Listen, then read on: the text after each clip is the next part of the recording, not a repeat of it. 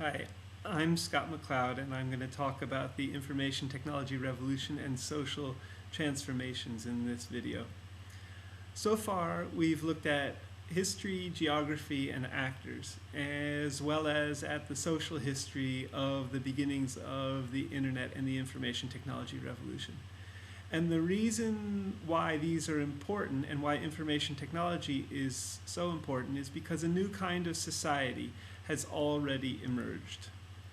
What was the social context in which the information technological revolution helped to transform the 1970s into a new society? There were three processes that interacted in the formation. First, there was the information revolution. Second, there was the process of socio-economic restructuring of capitalism, perestroika exactly. And third, there was cultural change. Social context and transformations. What was the social context in which the information technological revolution helped to transform the 1970s society into a new society? There were three processes that interacted in the formation. There was the information revolution, there was the process of socioeconomic restructuring of capitalism, perestroika exactly, and there was far-reaching cultural change due to the late 60s and early 70s. So my argument is that neither technology nor society comes first. In the 1970s, these three processes came together by accident. There was no predetermination of this information revolution and these far-reaching changes in society. There was no technological determinism. There was this interaction. Information technology, perestroika, or the socio-economic restructuring of capitalism, and cultural change in the values of society as a result of social movements and alternative cultures. And these come together to equal our society, which equals the network society. And what's really interesting is the interaction between information technology, perestroika, and cultural change. By bumping together, new forms of social organization emerge. The socio-economic restructuring of the capitalist system. So the capitalist perestroika in the 1970s in the United States included very high inflation, stagflation. The old models of production weren't working. There was a massive pouring of economic resources by the military into IT, and this led to significant changes in the economy. At the same time, social movements were profoundly altering the values of society. Alternative cultures were contributing to this change. It was the mess of the 1960s and 70s. It included protests, civil rights movement, anti-war movement in the United States, the women's movement, and all this combined to equal cultural change. So, what is the process of socioeconomic restructuring? Well, you change the rules of the game without changing the game. So, systems are organized around means and goals. When a system goes into crisis, some people want to change the goals, which is called revolution. When a system goes into crisis and you don't want to change the goals, you change the means. In 1970s, there was a crisis. In the 30s, it was even bigger, and it was characterized by some of those things I mentioned earlier: stagflation, huge inflation at points, and at one point the system couldn't operate. Inflation was too high, and companies couldn't calculate how to borrow or how to make future investments. Prices were high too. So the means changed. Strategies and policies for information technology and for governments were developed to set goals in order to address this crisis. These changes worked within the goals. In parallel, the socialist system, the statist system, with the state at the center, tried restructuring and decomposed. This happened in both Russia and in China as it changed to socialism from socialism to socialism under capitalism. So, what were the mechanisms that challenged this system? So, economies are organized into systems around money making by companies and private businesses through investment for profit. No money making, no hiring. How do you make money out of a business? Well, there are 4 ways. You, 1, can increase production or productivity, how much you output relative to your unit of input. Second, you can make management more efficient. Third, you can lower costs. And fourth, you can expand markets.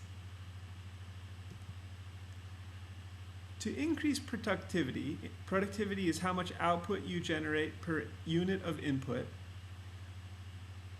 Here's an example. If you invest $10 to make a pair of shoes, the sale value should be more. The output should be more valuable than the input. Brains, technology, and organization are all important, but without profits, there's no economy. Productivity here is the bottom line. 2, more efficient management. You can analyze the management process, and this occurred, and what changed was a decentralization of management processes and increased flexibility. And more efficient management came about also from access to data from information technology. You can also lower costs. Product is the same, but made with less expensive or fewer resources. So, for example, you use the same amount of leather and chemicals in making shoes, but they cost less money. Or you give less money to labor, so the costs are less than what one charges. Also, you lower environmental regulations or costs. And lastly, you can increase the power of management over labor. Fourth, you can expand markets. You increase the number of consumers per unit of what one sells, so your product can be cheaper. You search also for new opportunities, both nationally and globally. And all of these things occurred in the 1970s quite dramatically, but in new ways due to the information revolution. So what happened in the mid-1970s? In the United States and in the world, computers and governments proceeded in ways that altogether increased productivity, improved management, lowered costs, and expanded markets. How did they do this? Through 4 mechanisms. Companies and governments increased productivity through the use of information technology. In terms of flexibility in management, flexibility was largely connected to introducing new management forms based on networking rather than vertical organization. There were rapid feedback loops between people and work. This had effects on work schedules, the distribution systems, and capital markets, as well as on management. Management also became more efficient vis-a-vis unions. If one can extract more work from employees for less money and direct more money toward computers and less toward workers, there's an increase in efficiency for management. And there was also a change in power relationships between management and labor. There was a dramatic decline in unionization. Union decline. In the late 1950s, 34% of the workforce was unionized. In 2000, 13.5% of the workforce was unionized. In 2000, in the private sector, 9% of the workforce was unionized, and in the finance and high technology sectors, less than 2% were unionized. Globalization. The media helped shape the myth, the ideology, and the politics, as well as the interpretation of a historical process, globalization, over the last 70 years.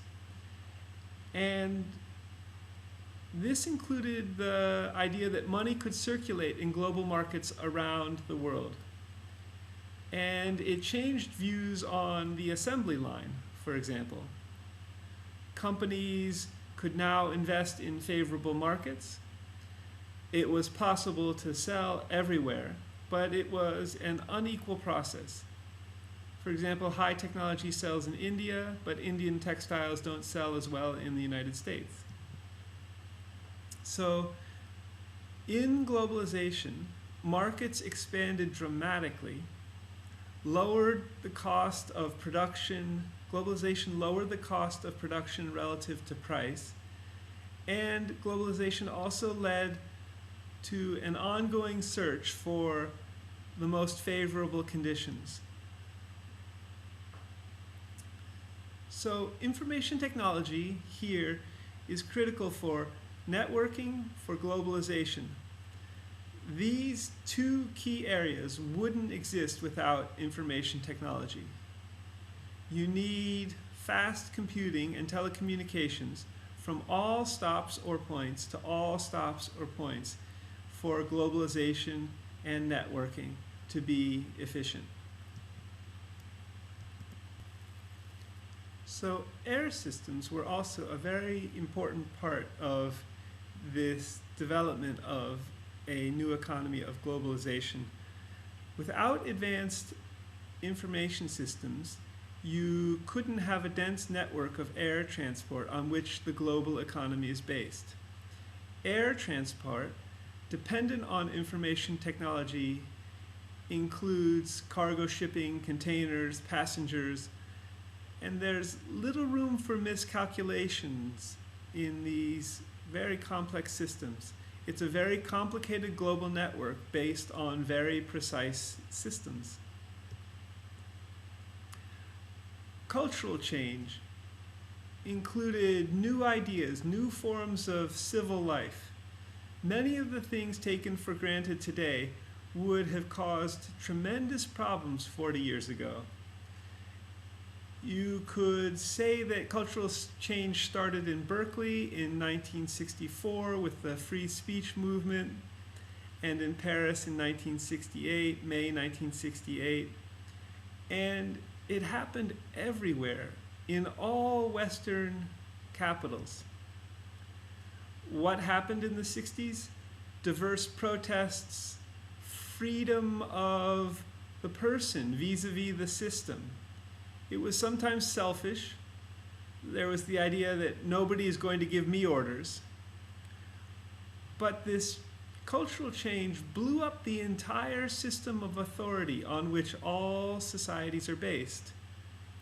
And the number of ideas that emerged during this time changed the way society thinks. There was a value change as well. Something deeper occurred. People influenced by the 1960s moved into societal institutions, and voters were affected as well. How fundamental was the change? Women as equals became the standard. Environmentally, respecting the balance of nature became significant. People think about the use of the car after the 1960s. Pollution is a problem as an idea became significant. That the ozone layer was significant also was new. All of these were previously unthinkable. So besides women as equals becoming the standard and environmentalism, thirdly, there was individual freedom. This idea that I want to develop my own thing. Libertarianism, individualism. Libertarianism now became denatured, meaning to change the nature or quality of, in relation to the information technology revolution. For example, first, the personal computer idea came from the cultural idea that said, I want something for me. And similarly, secondly, individual software came from this same idea. So individual knowledge came from a culture that valued individualism as a supreme value.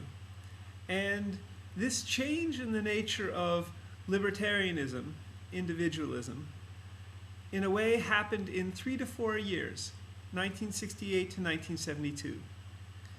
And these three factors interacted and resulted in the network society. Personal computer idea, the individual software, and individual knowledge as a supreme value. The social outcome was the internet. And this provides the basis for an analysis of history, of culture, of uses of technology, and becomes a symbol of this transition, the internet. The economic dimensions of the internet and the World Wide Web come later. So the internet made this transition between this revolution in the 70s and now. And for a social history of the internet, its lessons and meanings, see Janet Abbott's Inventing the Internet, 1999.